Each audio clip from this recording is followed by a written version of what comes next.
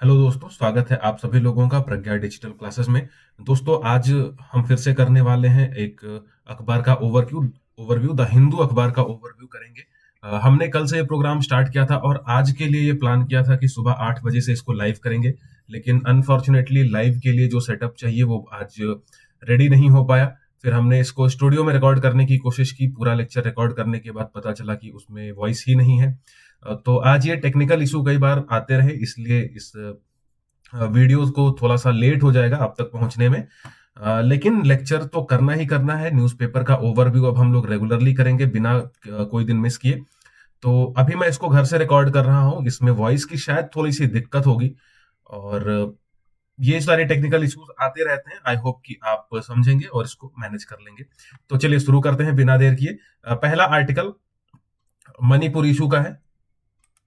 Pen ले लेता हूं मैं एक पहले यहां से। ये ठीक है। तो ये मणिपुर का जो इशू है ये चल रहा है और यहाँ पे जैसे कि कल हम लोगों ने डिस्कस किया था कि वहाँ के जो चीफ मिनिस्टर हैं एन वीरेन जी, उन्होंने रिजाइन किया है। पिछले 2 सालों से मणिपुर में वायलेंस हो रहा था, उसको वो मैनेज नहीं कर पा रहे थे और बीजेपी के ऊपर भी काफी प्रेशर था। तो फिलहाल उन्होंने रिजाइन किया है और जो नया चीफ मिनिस्टर होगा उसकी तलाश जारी है। तलाश जारी का मतलब ये है कि एक कंसेंसस बनाने की कोशिश की जा रही है कि जितने भी एमएलएज हैं या एमएलसीज हैं उनमें से किसको नया लीडर चुना जाएगा, उसी पे बात हो रही है। दूसरा है ये आर्टिकल यहाँ पे, history shows that technology won't cause job loss says PM eight AI summit. जैसे कि कल भी हम लोगों ने डिस्कस किया था कि प्रधानमंत्री मोदी जी पेरिस में हैं एआई समिट के लिए और ये तीसरी बार है। पहला समिट हुआ था 2024 में, 2023 में हुआ था, सॉरी, यूनाइटेड किंगडम में। दूसरा हुआ था 2024 में सियोल में, साउथ कोरिया में। और ये तीसरा हो रहा है पेरिस में, उसी में ये चीज अभी डिस्कशन चल रहा है। और जैसा कि पीएम मोदी का कहना है, अगर अपने हम लाइव एग्जांपल से भी देखें तो जब कंप्यूटर आ रहे थे नए नए 1990 के दशक में, तो ये एक डर बना हुआ था कि कंप्यूटर के आने से लोगों की जॉब चली जाएगी। लेकिन वास्तव में ऐसा नहीं हुआ। कंप्यूटर जैसे जैसे फैला, कंप्यूटर के सेक्टर में कई सारी नौकरियां जनरेट हुई। तो पीएम का कहना है कि वैसा ही कुछ एआई के साथ ही होगा। नौकरियां जाएंगी नहीं, बल्कि जो नौकरियां जनरेट होंगी वो नए टाइप की होंगी। इसलिए जरूरी है कि अगर आप ऐसे नौजवान हैं जो वर्क फोर्स में अभी ज्वाइन करेंगे, इंटर करेंगे कुछ दिनों में या आने वाले समय में नौकरियों की तलाश करेंगे, तो आर्टिफिशियल इंटेलिजेंस पर आप काम करें, आप उसको सीखें। तो ये एक आर्टिकल था। तीसरा ये है, the Sensex trips amid trade war fears, Adani stocks hold up. Donald Trump अब प्रेसिडेंट हो गए हैं अमेरिका के और उन्होंने बहुत से देशों पर, बहुत सी कंट्रीज पर टैरिफ लगाने की बात कही है। और अगर वो टैरिफ लगाएंगे तो बिजनेसेस को लॉस होगा, इकोनॉमी पे इम्पैक्ट पड़ेगा। और इन सब के स्पेकुलेशन की वजह से, एंटिसिपेशन की वजह से सेंसेक्स और निफ्टी लगातार गिर रहे हैं। आज भी जब मैं लेक्चर रिकॉर्ड कर रहा हूं तो निफ्टी डाउन ही था और कल 1.3% सेंसेक्स और निफ्टी दोनों लगभग 1.3% गिरे। लेकिन इंटरेस्टिंग चीज ये है कि अडानी के स्टॉक्स में कोई गिरावट नहीं आई है। इसका एक बड़ा रीजन ये है, ये जो बगल में आप न्यूज देख रहे हैं, ये इसका बड़ा रीजन है। ट्रंप ने क्या किया, सस्पेंड किया है foreign bribery law in possible reprieve for Adani. होता क्या, यूनाइटेड स्टेट्स में एक लॉ है जिसका नाम है foreign corrupt practices act, एफसीपीए।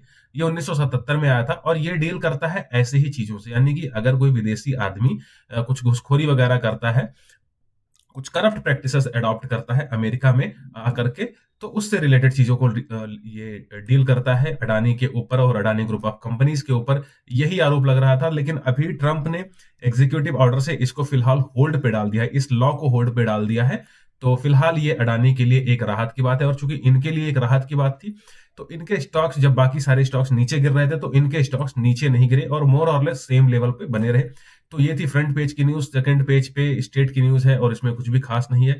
Third page भी स्टेट ही है और यहाँ पे भी कुछ खास न्यूज नहीं है। बस एक ये छोटी सी न्यूज है कि आईआईटी मद्रास ने डेवलप किया है इंडिजिनस सेमीकंडक्टर चिप और इसको इन्होंने बनाया है इसरो के साथ मिलकर के। इसरो और आईआईटी मद्रास ने मिलकर के एक सेमीकंडक्टर चिप बनाया है, शक्ति नाम है इसका। ठीक है, ये बस न्यूज थी सेकंड पेज पे, कुछ खास इंपॉर्टेंट नहीं है। जब फोर्थ पेज पे आते हैं तो यहाँ की न्यूज वही है, बजट जो कि पेश कर दिया गया है, तो अब उस पर डिस्कशन चलती रहेगी आने वाले कई हफ्तों तक। तो ये सारी न्यूज उसी से रिलेटेड है, कुछ भी इसमें पढ़ने की जरूरत नहीं है।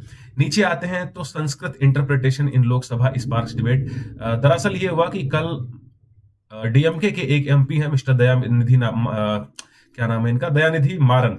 तो इन्होंने कहा कि जो टैक्स पेयर्स हैं, एक्सचेकर्स हैं, उनका पैसा क्यों वेस्ट किया जा रहा है संस्कृत जैसी लैंग्वेज का इंटरप्रिटेशन करवाने के लिए। दरअसल ये हुआ था कि जो भारत की ऑफिशियल लैंग्वेजेस हैं 22 ऑफिशियल लैंग्वेजेस हैं, एर्थ शेड्यूल में मेंशन 22 लैंग्वेजेस हैं। तो पार्लियामेंट में जो भी बात बोली जाती है, कोशिश की जाती है कि उसका अनुवाद इन सभी लैंग्वेजेस में किया जाए, और संस्कृत भी इसी में से एक लैंग्वेज है। संस्कृत भी एक ऑफिशियल लैंग्वेज है। हालांकि इसके इस्तेमाल करने वाले लोग बहुत कम हैं, सिर्फ 73,000 लोग हैं 2011 की जनगणना के अनुसार से। तो दयानिधि मारन का ये कहना भी अपने आप में लॉजिकल है कि इस पर पैसा क्यों खर्च किया जा रहा है। लेकिन जब सभी भाषाओं पर खर्चा किया जा रहा है, सभी भाषाओं के इंटरप्रिटेशन के लिए पैसा खर्च किया जा रहा है, तो संस्कृत के लिए भी किया ही जा सकता है। तो ये एक इश्यू था। एक न्यूज इसी पे है, opposition calls for better handling of Indians held in US. कई सारे लोग जो गैर कानूनी रूप से अमेरिका चले गए थे, जिनके पास लीगल डॉक्यूमेंट्स नहीं थे, उनको अमेरिका डिपोर्ट कर रहा है। लेकिन उनको जिस तरह से भेजा जा रहा है, अनडिग्निफाइड वे में उनको हैंडल किया गया है, जानवरों की तरह ट्रीटमेंट दी गई है। तो अपोजिशन ने कहा है कि इंडियंस जो वहां पकड़े गए हैं, जिनको डिपोर्ट किया जा रहा है, उनको थोड़ा सा डिग्निफाइड वे में ट्रीट किया जाए। ये न्यूज बस इसी से रिलेटेड है। एरो इंडिया शो चल रहा है, पेज नंबर 5 पे इसकी बात हुई है, और अब ये लगातार कमेंट्री चलती रहेगी। एयरफोर्स के जो चीफ हैं इन्होंने कहा है कि हिंदुस्तान एरोनॉटिक्स लिमिटेड को लेकर के वो कॉन्फिडेंट नहीं है। हिंदुस्तान एरोनॉटिक्स लिमिटेड टाइम पे जेट्स वगैरह की, तेजस वगैरह के डिलीवरी में भी डिले हुआ, तो ये कॉन्फिडेंट नहीं है बहुत ज्यादा। इनका कहना है कि डिले होता रहता है, इससे हमारी जो स्ट्रेंथ है, एयरफोर्स की जो स्ट्रेंथ है, वो वीक हो रही है।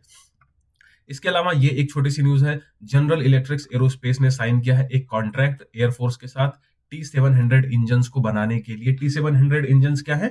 ये इंजन्स लगेंगे अपाची अटैक हेलीकॉप्टर्स में। अपाची एक अटैक हेलीकॉप्टर है जिसे हम लोगों ने अमेरिका से खरीदा है। तो ये एक अटैक हेलीकॉप्टर है, अमेरिका से खरीदा है।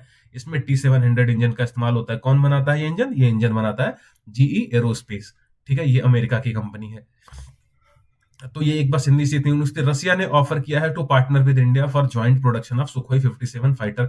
कल हम लोगों ने इसकी बात की थी कि रसिया का सुखोई 57 है। उसी तरह से अमेरिका की एक कंपनी है लॉकहीड मार्टिन, वो F-35 प्लेन को यहाँ पे डिस्प्ले कर रही है। F-35 भी एक 5th जनरेशन जेट है, सुखोई 57 भी एक 5th जनरेशन जेट है। तो रशिया की एक कंपनी है रोजोबॉर्न एक्सपोर्ट, इसने कहा है कि हम हिंदुस्तान एरोनॉटिक्स लिमिटेड, जो कि इंडिया की कंपनी है, उसके साथ मिलकर ये Su-57 का इंडिया में ही प्रोडक्शन कर देंगे।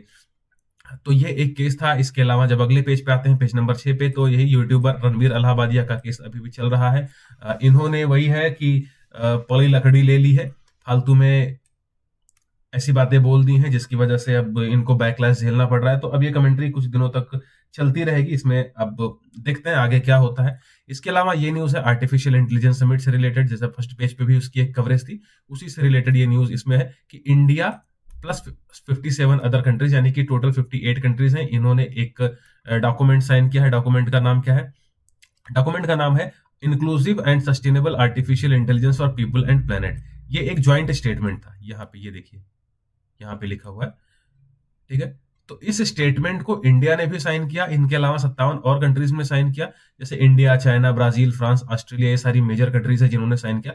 लेकिन यूएसए और यूके ने साइन नहीं किया। यूएसए, अमेरिका और यूनाइटेड किंगडम ने साइन नहीं किया।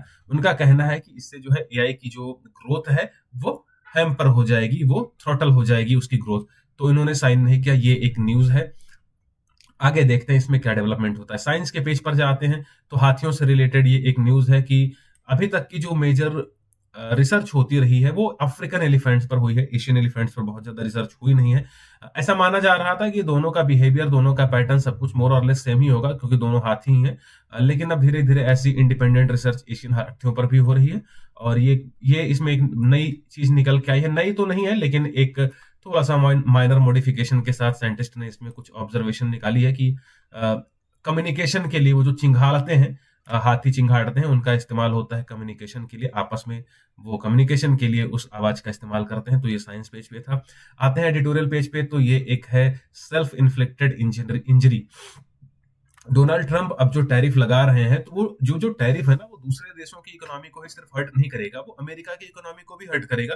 तो इसी को सेल्फ इन्फ्लिक्टेड इंजरी यहाँ पे यूज किया गया वर्ड, उसी पे आर्टिकल है। आप पढ़ना चाहें तो पढ़ लीजिए, अदरवाइज वीकेंड वाला जो वीडियो होगा उसमें हम इससे रिलेटेड अगर कुछ इंपॉर्टेंट पॉइंट होगा तो कवर कर लेंगे। Role for India in south south climate operation, कुछ भी बहुत इसमें इंपॉर्टेंट नहीं है। इन्वायरमेंट पे रोज आर्टिकल्स आते रहते हैं, हर दिन पढ़ने की जरूरत नहीं है। पेरिलियस पाथ, बांग्लादेश में अभी जो चल रहा है माइनॉरिटीज के अगेंस्ट जो ट्रीटमेंट हो रही है, उस पर ये आर्टिकल लिखा गया है। पिछले काफी समय से ये आर्टिकल्स बांग्लादेश पे आते रह रहे हैं। अगर आप काफी समय से न्यूज़पेपर पढ़ रहे हैं या देख रहे हैं, इस पूरे इशू को फॉलो कर रहे हैं, तो रोज रोज पढ़ने की जरूरत नहीं है।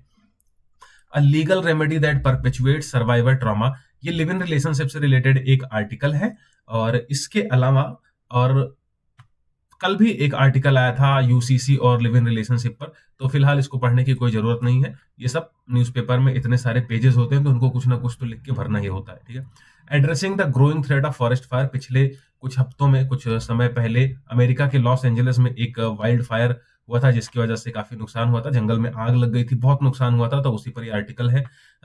As such not very important, हो सकता है कि अगले साल के मेंस में आए, लेकिन तब तक ये मैटर बहुत पुराना हो जाएगा। फिर भी अगर आप यूपीएससी की तैयारी कर रहे हैं, स्टेट पीसीएस की तैयारी कर रहे हैं, तो एक आध पॉइंट यहाँ से निकाल के लिख सकते हैं। अगर कुछ ऐसा एक्स्ट्रा ऑर्डिनरी चीज होगी, कुछ बहुत ज्यादा काम की होगी, तो वीकेंड वाली जो एनालिसिस होगी एडिटोरियल की, उसमें हम इसको कवर कर लेंगे। फिलहाल आगे बढ़ते हैं, और इस पेज पे कुछ नहीं है। टेक्स्ट एंड कॉन्टेक्स्ट, वैसे तो मैं टेक्स्ट एंड कॉन्टेक्स्ट में कुछ भी पढ़ने के लिए नहीं बोलता हूं, क्योंकि बहुत फालतू की चीजें होती हैं, लेकिन आज यहाँ पे एक ऐसी चीज है जो इस पूरे न्यूज़पेपर की सबसे इंपॉर्टेंट चीज है। How will freeze on US aid affect the world, कल भी हम लोगों ने यूएस एड की बात की थी। बीजेपी के एक एमपी है निशिकांत दुबे जी, उन्होंने कहा था कि एक ये मुद्दा उठाया था संसद में कि यूएस एड, यानी कि यूएस एड का जो पैसा है उसका इस्तेमाल किया गया इंडिया को डिस्टेबलाइज करने में, भारत की व्यवस्था को अस्थिर करने में, और ये सारी इश्यूज चलते रहते हैं। लेकिन ये वाला जो आर्टिकल है इसमें डेटा काफी सारा है, ठीक है। और ट्रंप ने अभी यूएस एड को फ्रीज करने की बात कही है कुछ कंट्रीज के लिए। पहले वो इसको रीअसेस करेंगे, इसको रीइवेल्युएट करेंगे, उसके बाद फिर इसको दोबारा से रिस्टोर किया जाएगा या नहीं किया जाएगा, किस फॉर्म में किया जाएगा। तो ये हुई बात यूएस एड की। अगर आप मुझसे पूछें कि आज के पूरे न्यूज़पेपर में कोई एक आर्टिकल पढ़ना हो जो सबसे ज्यादा इंपॉर्टेंट हो, तो वो कौन सा है, तो वो आर्टिकल है ये। अगर आपको इस पूरे न्यूज़पेपर में सिर्फ एक आर्टिकल पढ़नी हो, तो वो आर्टिकल ये होगा, ठीक है। तो चलते हैं आगे, इसको आप पढ़ लीजिएगा, और यहाँ पे जो इंपॉर्टेंट पॉइंट्स हैं उसको हम निकाल करके एक इंडिपेंडेंट वीडियो के फॉर्म में आपके सामने ले आएंगे। चलते हैं आगे। टेक्स्ट एंड कॉन्टेक्स्ट, इस पूरे पेज में कुछ भी इंपॉर्टेंट नहीं है। बिजनेस पेज में जब आते हैं तो ये एक स्टेटमेंट है एलएनटी के चेयरमैन एस एन सुब्रमण्यम साहब का। पिछले दिनों इन्होंने कहा था 90 घंटे काम करने को लेकर जो इन्होंने स्टेटमेंट दिया था, उससे ये काफी ज्यादा कंट्रोवर्सी में थे। लेकिन अभी इन्होंने जो बात कही है वो ये कि mobilising labour for infra building getting tough and attrition is high. LNT एक इंफ्रास्ट्रक्चर सेक्टर की कंपनी है, सड़क बनाना, ब्रिज बनाना, और ये डिफेंस सेक्टर के प्रोडक्ट्स भी बनाते हैं। तो ऐसे कंपनीज को तो बहुत ज्यादा लेबर इंटेंसिव इंडस्ट्री है और कंपनी है, उसी टाइप का काम करती है। और इनका कहना है कि अभी पिछले कुछ समय से जो बहुत सारे वेलफेयर स्कीम्स चल रहे हैं, डायरेक्ट बेनिफिट ट्रांसफर हो रहा है, उसकी वजह से लोग अब शहर में आना पसंद नहीं कर रहे हैं, और लोग आते हैं और वापस चले जाते हैं, कंपनीज में रुकते नहीं है। इसके अलावा मिडिल ईस्ट यानी कि मतलब पश्चिम एशिया के जो देश हैं, Saudi Arabia, Iraq, Qatar, Oman, Kuwait, ये सारे जो देश थे, वहां पे इनको पैसा ज्यादा मिलता है। तो अगर इनको इस तरह का भी कोई काम करना होता है तो ये वेस्ट एशिया के देशों में चले जाते हैं। इससे रिलेटेड ये एक आर्टिकल है। अब चेयरमैन साहब ने कहा, एलएनटी के चेयरमैन साहब ने कहा है, पिछले दिनों ये काफी विवाद में थे, काफी सुर्खियों में थे। तो अब देखते हैं कि ये वाली चीज आगे क्या शेप लेती है। अगर कुछ और भी यहाँ से निकल के आता है तो उसको हम आगे देख लेंगे, ठीक है। इसके अलावा इस पे कुछ भी नहीं है। माइक्रोसॉफ्ट का ये सर्वे है जिसमें फाइंड किया गया है कि 65% जो इंडियंस हैं वो आर्टिफिशियल इंटेलिजेंस का यूज करते हैं। तो ये अच्छी बात है। अगर ग्लोबल एवरेज देखें तो ग्लोबल एवरेज 30 से 32% के बीच में निकल के आता है। लेकिन इंडिया के जो लोग हैं, इंडिया के 65% लोग ऐसे हैं जो किसी ना किसी फॉर्म में आर्टिफिशियल इंटेलिजेंस का इस्तेमाल करते हैं। तो अगर आप उन लोगों में से हैं जो अभी तक आर्टिफिशियल इंटेलिजेंस, किसी भी किस्म का आर्टिफिशियल इंटेलिजेंस यूज नहीं कर रहे हैं, तो अब यूज करना स्टार्ट कर दीजिए, क्योंकि भविष्य आर्टिफिशियल इंटेलिजेंस का ही है। और जरूरी है कि आप इसके एक्सपर्ट ना भी बने तो एटलीस्ट एक बेसिक नॉलेज तो आपको इसकी होनी ही चाहिए, हैंड ऑन इंफॉर्मेशन तो आपके पास होनी ही चाहिए। चलते हैं आगे पेज पे। अगला ये एक न्यूज है, in search of economic boost some African nations send workers abroad, ठीक है। हो क्या रहा है कि अफ्रीका के देशों में जॉब कम है, और बहुत से ऐसे देश हैं उनको जहां की आबादी बुढ़ी हो रही है, जैसे कि जापान, साउथ कोरिया, ये सारे ऐसे देश हैं जहां की आबादी अब बूढ़ी हो रही है। अब आबादी बूढ़ी हो रही है तो इकोनॉमी को आगे बढ़ाने के लिए तो यंग वर्कफोर्स की जरूरत है। उनके पास इकोनॉमी बड़ी है, पैसा उनके पास ज्यादा है, लेकिन लोग नहीं है काम करने के लिए। दूसरी तरफ अफ्रीका के देश हैं जिनके पास यंग लोग हैं, लेकिन उनके पास रोजगार नहीं है, काम नहीं है, उनकी इकोनॉमी उतनी कैपेबल नहीं है। तो ये अफ्रीका के कई सारे नेशंस हैं, अफ्रीका महाद्वीप के कई सारे देश जो अपने लोगों को ट्रेन कर रहे हैं और भेज रहे हैं उन देशों में जहां ऐसे वर्कफोर्स की जरूरत है। ये कोई नई चीज नहीं है। एशिया के कई सारे देश भी ये सारे काम बहुत पहले से करते रहे, इंडिया भी करता है, पाकिस्तान और एशिया के कई सारे देश मतलब हैवी रेमिटेंस रिसीव करते हैं, जैसे कि इंडिया हुआ, चाइना हुआ, फिलीपींस हुआ, ये सारे देश। तो अब उस कतार में अफ्रीका भी शामिल होने जा रहा है। अफ्रीका के कई सारे देश भी अपने लोगों को ट्रेन करेंगे, उनको ट्रेनिंग देंगे और उस ट्रेनिंग के बदौलत पर उन्हें बाहर जॉब मिलेगी, बाहर नौकरियां मिलेंगी। इसके अलावा इस पेज पर और कुछ भी नहीं है। ये वर्ड पेज है, ये बस हेडलाइन आप देख लीजिए, Gaza truce under strain after Trump's warning. Trump ने क्या कहा? इन्होंने कहा था कि इसराइल और हमास के बीच में समझौता कराएंगे और उसमें एक शर्त ये थी कि दोनों एक दूसरे के जो बंदी हैं, होस्टेजेस हैं, उनको छोड़ देंगे। लेकिन हमास जो है इजरायली बंधकों को अभी छोड़ नहीं रहा है और उस पर ट्रंप ने कहा है कि अगर उन्होंने ऐसा नहीं किया तो फिर ट्रंप जो एक्शन लेंगे वो बहुत कड़ा एक्शन लेंगे। और हमास को उन्होंने एक तरह से थ्रेट दी है, धमकी दी है कि आप इजरायली बंधकों को छोड़िए वरना ठीक नहीं होगा। तो ये एक न्यूज है फिलहाल। अमेरिका का राष्ट्रपति अगर कोई बात बोलता है तो वो एक बड़ी बात ही बन जाती है, हेडलाइन बनती ही है। तो बस ये जानने के लिए आगे देखते हैं कि हमास और इसराइल के बीच जो लड़ाई चल रही है, जो फिलहाल ट्रूस की बात हो रही है, समझौते की बात हो रही है, वो क्या शेप लेती है। आगे जो भी होगा वो हम कवर कर लेंगे। इस पेज पर सबसे इंपॉर्टेंट न्यूज ये है, इंपॉर्टेंट नहीं, एक ही, उसके पहले ये देखते हैं।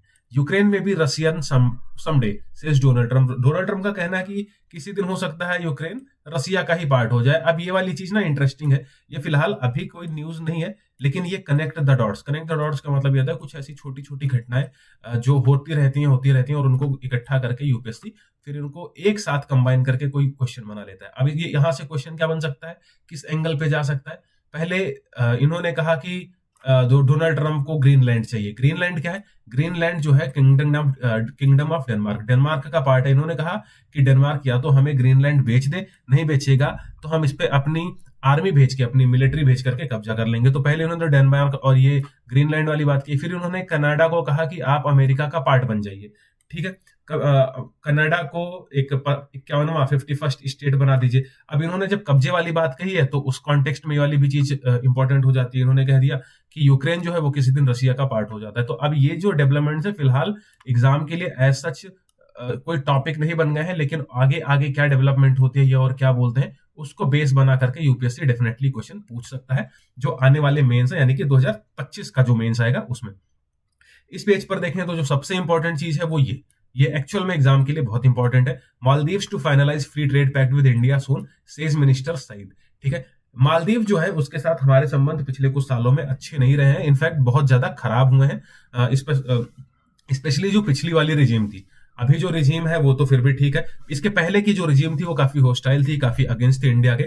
तो ये सारा एक एंगल था जहां पे एक चीज ये भी थी कि मालदीव्स ने चाइना के साथ तो फ्री ट्रेड एग्रीमेंट साइन कर लिया है, लेकिन इंडिया के साथ साइन नहीं किया है। ये भी एक बड़ा मुद्दा था दोनों देशों के बीच के संबंध में। तो अभी यह है कि मालदीव्स फाइनलाइज कर रहा है एक free trade pact with India. तो ये एक न्यूज थी इस पेज पे। इसके अलावा आगे चलते हैं तो वर्ल्ड पेज पे एज सच कुछ खास नहीं है। ये एक न्यूज है, Russia's shadow fleet brings high risk of oil spill in the Baltic. ये न्यूज बहुत इंपॉर्टेंट नहीं है, लेकिन ये जो वर्ड है शैडो फ्लीट, इसको मैं आपको थोड़ा सा समझा देता हूं। देखिए हुआ क्या कि 2022 में फरवरी के आसपास जब रशिया ने यूक्रेन पर हमला किया तो रशिया की कई सारी कंपनीज पर बहुत सारे सैंक्शंस, बहुत सारे प्रतिबंध रशिया पे लगा दिए गए। अब रशिया क्या है ना, एक ऑयल एक्सपोर्टिंग कंट्री है, यानी कि वो तेल का निर्यात करता है। अब वो तेल का निर्यात करता है, लेकिन सैंक्शंस या प्रतिबंध की वजह से उसके ऑयल एक्सपोर्ट में दिक्कत आ रही थी। तो अब वहां की कंपनीज क्या करती हैं, कुछ प्राइवेट कंपनीज, कुछ थर्ड पार्टी कंपनीज को अपना सामान बेच देती हैं, अपना तेल बेच देती हैं। और फिर यही जो थर्ड पार्टी कंपनीज है ये अपने शिप में, अपने कंटेनर में, अपने क्रू के थ्रू इसको ग्लोबल मार्केट में बेचते हैं। अब इसमें प्रॉब्लम क्या है? इसमें प्रॉब्लम यह है कि ये जो थर्ड पार्टी कंपनीज हैं, इनके शिप हो, इनके कंटेनर हो, ये सब बहुत पुराने, रस्टी, जर्जर किस्म के होते हैं। और इनका जो क्रू है, यानी कि इनके शिप को चलाने वाला जो क्रू है वो बहुत ट्रेंड नहीं है। बाल्टिक वाटर्स को नेविगेट करने के लिए वहां पे रसिया से ऊपर से आने के लिए उनकी ट्रेनिंग बहुत अच्छी नहीं है। ऐसे में कोई भी दुर्घटना घटती है, अगर शिप कहीं पे एक्सीडेंट हो जाता है, क्रैश कर जाता है, डूब जाता है, तो इन सारे टैंकर्स में ऑयल होता है। अब वो ऑयल तो पूरा समुद्र में फैल जाएगा और उसकी वजह से जो बाल्टिक का एरिया है वहां पे बहुत ज्यादा पोल्यूशन हो जाएगा। तो इसी की बात कही जा रही है कि रसिया का जो शैडो फ्लीट है उसकी वजह से बाल्टिक का एरिया है उसमें रिस्क बहुत ज्यादा है ऑयल स्पिल्स की। तो उसमें ध्यान क्या रखना है, शैडो फ्लीट किस कॉन्टेक्स्ट में इस्तेमाल होता है, शैडो फ्लीट रसिया के ऑयल एक्सपोर्ट के कॉन्टेक्स्ट में इस्तेमाल होता है। ठीक है, आते हैं अगले पेज पे। अगला पेज स्पोर्ट्स का है, यहाँ पे कुछ भी इंपॉर्टेंट नहीं है। उसके अगला पेज भी स्पोर्ट का है, इसमें कुछ भी इंपॉर्टेंट नहीं है। और लास्ट पेज भी स्पोर्ट का ही है, इसमें कुछ भी इंपॉर्टेंट नहीं है। तो ये था आज का न्यूज़पेपर। आज हमने लाइव आने की बात कही थी, लेकिन लाइव के लिए अभी भी सेटअप हमारा तैयार नहीं हो पाया है। कोशिश करेंगे कि जल्दी ही ये तैयार हो जाए। फिर हमने स्टूडियो में रिकॉर्डिंग की तो वहाँ आवाज अच्छी नहीं आ रही थी, और एक बार पूरी रिकॉर्डिंग सुबह 9 बजे ही कर ली गई थी जैसा कि कल किया था। तो अभी फाइनली इसको मैं अपने रूम से रिकॉर्ड कर रहा हूँ, और यहाँ पे वॉइस वगैरह बहुत ठीक नहीं है, इको आ रहा होगा काफी सारा, तो इसको आप मैनेज कर लीजिएगा। इसके अलावा एक चीज और है, कल एक कमेंट आया था एक यूजर आईडी कुमार मनी के नाम से। कुमार मनी जी का कहना था कि सर 15-20 मिनट में ये थोड़ा सा जल्दी हो जाएगा, इतने कम टाइम में कैसे खत्म होगा। तो कोशिश ये करेंगे कि अगर कोई इंपॉर्टेंट न्यूज है और टाइम ज्यादा लग रहा है तो ज्यादा टाइम ले लिया जाए। कोई जबरदस्ती नहीं है कि उसको 15-20 मिनट में कवर ही करना है। दूसरा, जब हम इसको रोज रोज कवर करते रहेंगे, जैसे कि आज की ये न्यूज है, ये कल भी आई थी, आज भी आई है। सिमिलरली ये एआई समिट से रिलेटेड जो भी चीजें हैं अब वो लगातार न्यूज में रहेंगे। ट्रंप का टैरिफ और ये जो नए एक्शंस लेने वाले हैं अब ये रोज न्यूज में रहेंगे। इसी तरह से बहुत सी न्यूज ऐसी होती है जो रोज रोज न्यूज में रहती है। अब ये बजट से रिलेटेड जो चीजें हैं अभी डिस्कशन रोज रोज चलते रहेंगे। तो हम इन टॉपिक्स को बहुत डिटेल में डिस्कस नहीं करेंगे, हम बस एक एक लाइन में कर्सरी वे में ये देख लेंगे कि हाँ ठीक है, न्यूज में ये सारी चीजें चल रही हैं। और over the period of time, ये जो टाइम है, कल हमें 35 मिनट लगा था और आज भी कुछ टाइम लगेगा। देखते हैं टोटल रिकॉर्डिंग कितनी देर में खत्म होती है, बट आइडिया यही है कि इसे जल्दी से जल्दी कंप्लीट किया जाए, लेकिन इस तरह से नहीं कि क्वालिटी घट जाए। और धीरे धीरे अगर कोई भी इंसान इसको रेगुलरली फॉलो करता है, रोज देखता है, तो मैं इस बात की गारंटी दे सकता हूं कि over the period of time, यानी कि जैसे जैसे समय बीतता जाएगा, आपकी करंट अफेयर्स की तैयारी बहुत ही शानदार हो जाएगी। तो फिलहाल आज की इस वीडियो में इतना ही है, और मिलते हैं कल फिर नए न्यूज़पेपर के साथ। तब तक के लिए गुड बाय।